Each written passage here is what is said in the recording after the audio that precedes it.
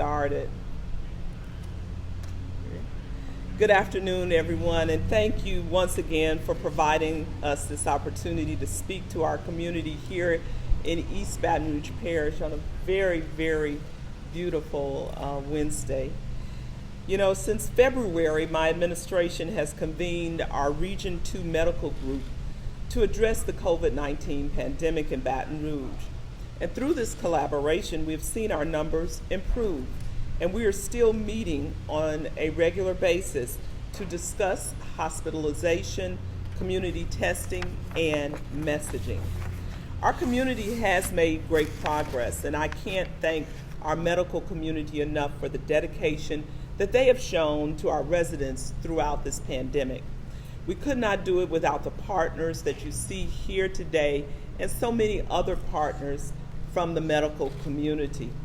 I want to take a moment to personally thank the teams at Baton Rouge General, the Baton Rouge Clinic, Lane Regional Medical Center, Ochsner Baton Rouge, Our Lady of the Lake, and Women's Hospital for your continued commitment. My hope today is to bring our medical community to discuss the steps we can take to protect the health of Baton Rouge within the coming months. As you know, Baton Rouge has worked hard to combat the effects of the coronavirus pandemic for the last 8 months. In these 8 months, we have worked together side by side with our medical community to protect our economy, to keep our residents healthy, and to prevent our hospitals from becoming overwhelmed. Since March, I will tell you that we have made significant progress. We can see this progress in our increased testing numbers, our decreasing positivity rate, and the efforts we have taken to reopen our community. Our community is officially in phase 3 of reopening. As we continue to move forward and reopen Baton Rouge, we must all do our part to protect our neighbors and our loved ones. Because of the COVID-19 pandemic reducing the spread of respiratory illnesses like the flu this fall and winter is more important than ever. So I'm asking all of our residents to take the necessary steps to prevent the spread of the flu this year. Avoid touching your eyes, your nose, and your mouth. Wash your hands frequently, cover your sneezes and coughs, and stay at home if you're sick. Avoid contact with sick people and wear a mask. And most importantly, now, you should get your flu shot. Let's continue to work together in our effort to keep our coworkers, our friends, and our family healthy. Now I will turn it over to Dr. Aldo Russo of Ochsner Baton Rouge to discuss the importance of getting a flu vaccine. Dr. Russo? Thank you, Mayor, and I want to thank you for bringing us together to discuss this very important topic. And I don't know this, I saw it on social media, but I heard that you had a birthday recently. It's tomorrow. Oh, happy birthday. So anyway, getting back to business, we're here to show or educate our public about the importance of getting a flu vaccine. We know that throughout this pandemic, the COVID-19 did not discriminate. So COVID attacked white, blacks, young, old, anybody that had a pulse previously could get infected. So that's the main reason we're here too. Although you may think the flu vaccine, how does that interacts with the COVID? So we know that pre-existing conditions did the patients that had pre-existing conditions did not do well with the COVID-19. So if we consider the flu as a pre-existing condition, we're going to be facing a major problem in the future. So the flu, what it does, it decreases your immune system, making you more vulnerable to COVID-19. So if we prevent people from getting the flu, you'll be in a better shape to try to confront COVID-19 in case you get it. We know that COVID-19 has made significant impact in our lives, but we cannot we have to be relentless and resilient, wearing masks, protecting ourselves, and making sure that we don't transmit the virus. The flu transmits the same way, kind of the same way that the COVID-19, and we don't know how the flu is going to impact COVID-19 patients, or the cases of COVID-19, but we do know that it affects the immune system, causing some patients to be at risk. Now, the next person. Thank you, Dr. Russo. Next will be Dr. Louis Minsky, followed by Dr. Mindy Calandro, followed by Dr. Marshall Senamont, Dr. Charles Thompson, and Dr. Catherine O'Neill. Thank you, Mayor. Did you know that half of the hospitalizations from influenza are patients who have underlying respiratory illness or cardiac disease? You may know that if you have influenza, that within 1 week and you're susceptible, that you're 6 times more likely to have a heart attack. These are things that you've heard the last few months as we've dealt with COVID-19. Both COVID-19 and influenza are viral respiratory infections, live in the nasopharyngeal or the nose passages. We know that COVID-19 is much more contagious. What we haven't been able to experience yet is what's going to happen if these two viruses collide and commingle in the same individual. We know that all of those with diabetes, heart disease, underlying immune problems, underlying respiratory problems such as asthma, are all at risk, at more risk than most. And while we do know that many people get influenza every year, and we've seen many people get COVID do well, those that don't do so well really don't do so well. Fortunately, we have a vaccine for influenza, and now is the time. Normally, October 1 is the start date, and we usually give influenza vaccines through December, and this year we're asking that the flu shot be given throughout the month of October, before and ahead of the flu season, which we will typically start to see in November, December, lasting into the spring, maybe April. Usually March 15th is the official end, but last year we saw it into April. So we know that influenza vaccine will at least take away or mitigate one of those factors that we don't want to see commingle with another patient.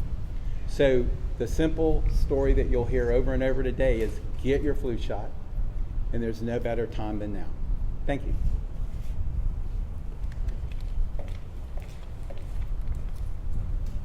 Hi everyone, good afternoon. I'm Dr. Mindy Calandro. I'm a pediatrician at the Baton Rouge Clinic. I want to thank Mayor Broome for the opportunity to talk today. As my colleagues have already stated, this year more than ever, it's going to be so important that we get flu vaccines, and this is going to be just as important for the youngest members of your family. So the American Academy of Pediatrics, as well as the Center for Disease Control, recommends that everyone 6 months and older get a flu vaccine each and every year. We know that each year there are children who are otherwise healthy that die from the flu. In the 2019-2020 season, the CDC confirmed that 188 children died from the flu, and over 50% of these children had no underlying medical conditions. While flu vaccines are not going to be perfect, we know that children who have received their flu vaccine are far less likely to become significantly ill, far less likely to require hospitalizations or to die from the flu. Of those children that died from influenza last year, almost 75% of them had no flu vaccine. This year, children ages 6 months through 8 years who have not received 2 flu vaccines previously, it's recommended that they get 2 vaccines this season, separated by 4 weeks. For everyone over the age of 8, just 1 flu vaccine is needed this year. In children, there is the approved injection flu vaccine for everyone 6 months and older. There is a flu mist version of the flu vaccine as well that's approved for children 2 years and older who have a healthy immune system and no underlying lung conditions. This year, it is recommended that you get either the injection flu vaccine or the nasal mist for your children, and there is no preference on vaccine versus mist this year in children. You know, for our kids, as we are trying to get them back into the school classroom, there are certain things that parents really can do to help keep your children healthy this fall. So make sure they're washing their hands. We always teach children, learn how to cough and sneeze into your elbow. Make sure to social distance when possible. Help them to wear those masks when they cannot socially distance. You would all be surprised how wonderful children are, even my 2-year-olds, at wearing a mask. Keep your children home if they are sick. And last, but perhaps most importantly, is going to be get your child's flu vaccine now. Thank you.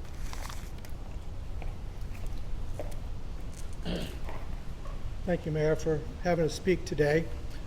I'm Dr. Marshall Sanama. I am the Director of Maternal Fetal Medicine at Women's Hospital, and I'm also the current chairperson for the Louisiana section of the American College of OBGYN. Both the Centers for Disease Control and ACOG, which is American College of OBGYN, feel that flu vaccine is an integral part of any pregnancy. It should be like a prenatal vitamin. Every pregnant woman should get it. One of the reasons is the challenge that all obstetricians face of taking care of 2 patients at the same time, the mom and the baby. It is very well documented that outcomes of pregnant women with the flu are potentially much worse. The reason behind this is that during a normal pregnancy, there's a very mild change in the mom's immune system. It's detuned just a little bit, and the thought is that allows pregnancies to progress to term. However, it makes them more vulnerable to a viral infection. Women that get the flu during pregnancy tend to have rockier courses. They tend to have more pneumonia from the flu, and these can cause admissions to the intensive care unit. Flu frequently comes along with fever. Fever causes contractions and potential preterm birth and premature labor as well. So we really want to prevent the flu in our patients, and the flu shot is the best way to do that. Last but not least, the antibodies that the flu vaccine produces go across the placenta into the baby, so the baby has passive immunity after birth. So we are very, very much in favor and want all our pregnant patients to get vaccinated for the protection of both themselves and their baby. Thank you.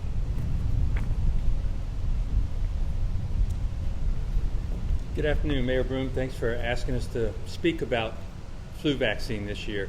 I'm Charles Thompson. I'm an interventional cardiologist with Cardiovascular Institute of the South, and I'm currently Chief of Staff for Lane Regional. So yeah, even little Lane Regional had a lot of trouble with the COVID virus this last several months. It's still present, it's still around, and what's coming up is going to hit us again. And the way to stop it is getting the flu vaccine. I was asked to talk about why is it important for the older population, those patients with cardiovascular disease. And I think it's more important to talk about why they don't want to get it. Everybody knows older patients should get it because they're at risk. But the most common reasons they talk about not getting it is that they're allergic to eggs and don't want to take it. They're afraid of the vaccine. Well, the flu vaccine has not been developed in eggs for several years. It's a free cell culture. So even if you have a mild allergy to eggs, you can take it freely with minimal risk. If you have a full-blown anaphylactic reaction to eggs and eggs products, it's still okay to get the flu vaccine, as long as it's done in a doctor's office. And even then, your risk of having an anaphylactic reaction or other problem with the flu vaccine is minimal. So what are some other reasons not wanting to get it? Well, every time I get the flu vaccine, I get the flu anyway. Well, that's true, because only about 60% of people who get the flu vaccine don't get the flu. But the important thing to understand is the flu is not just one little virus that comes around every year. The flu vaccine this year has 4 different viruses in it to inoculate against it. There's thousands of flu viruses out there. These are the 4 most common that are going to be showing up in Louisiana, in the states during flu season. And they're all it's like a family reunion. Just like at your family reunion, all of your family members have something in common. but everybody's very different. Same thing with the flu vaccines. The flu viruses. Once you get the vaccine, all of the related viruses that are related to the vaccine that you get some mild immunity to them. So even if you do get the flu, you're immensely less likely to have other bad outcomes from it and are very likely to be significantly less ill. It stops the spread, it reduces your illness. There's no downside to the flu vaccine. Thank you.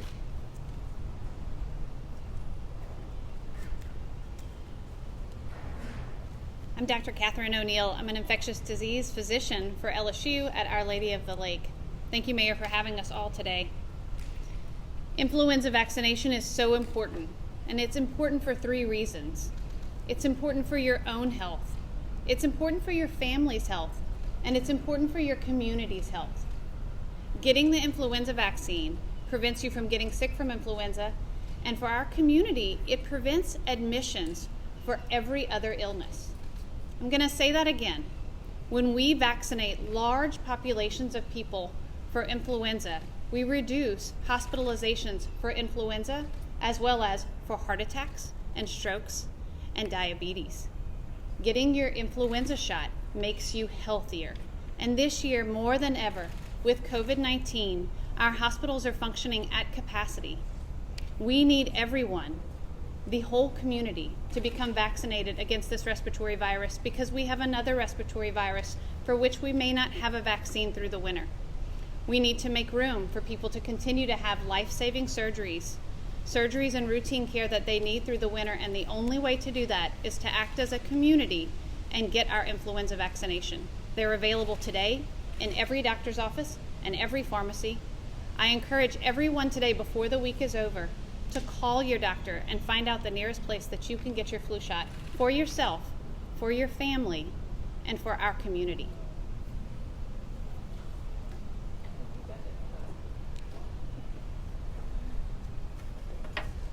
Well, thank you all so much. And as I was standing there listening to our medical community, I remember back in March when many of them stood with me as we first started our trajectory of addressing COVID-19. So it's been a number of months, and we are still in this navigating, of course, this pandemic. But now we move to another phase, of course, where we understand other complications can arise if we don't have the flu shot. So with that being said, I'll take any questions that you might have.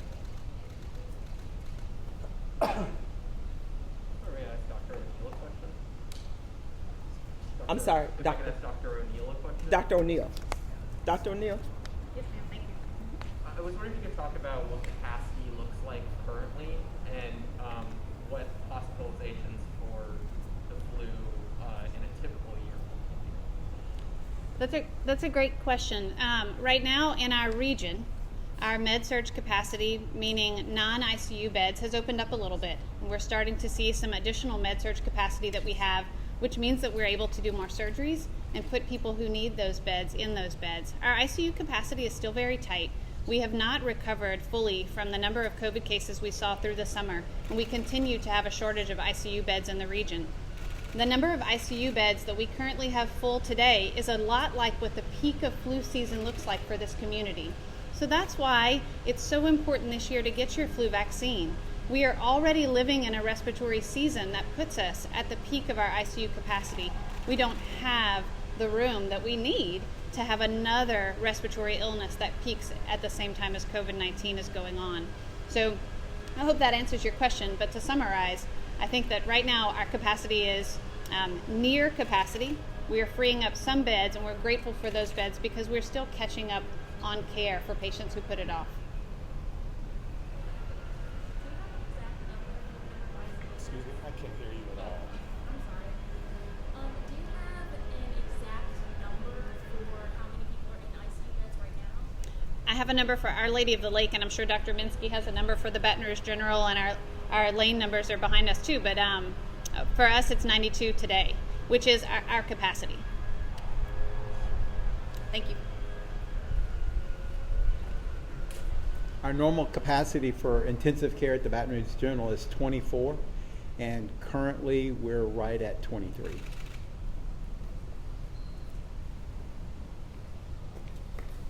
So Lane Regional, we're a smaller hospital. We have 6 ICU beds, but currently they're all full. We have ICU type patients holding on a non-ICU floor. And it's kind of unusual, but that's the state we're in right now.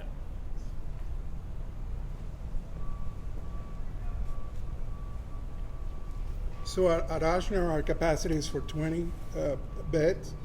Right now we have 16 in our ICU, so we have a little bit of capacity. But what we're seeing is that as the number of COVID patients plateau or decrease, we're seeing the complexity of the other cases go up.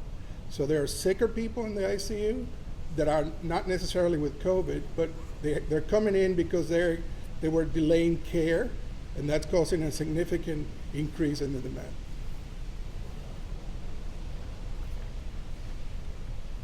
At Woman's, we have 5 ICU beds. Currently, there's 1 patient in one of those beds, but she has complications of pregnancy, and that's it. We also have some negative flow rooms that have negative pressure in them that we can put other patients in. I'd like to add to what I said earlier that I forgot to say is that the pregnant woman who gets the flu much more commonly gets hospitalized and stays in the hospital for a significant period of time compared to a woman who's her same age that is not pregnant.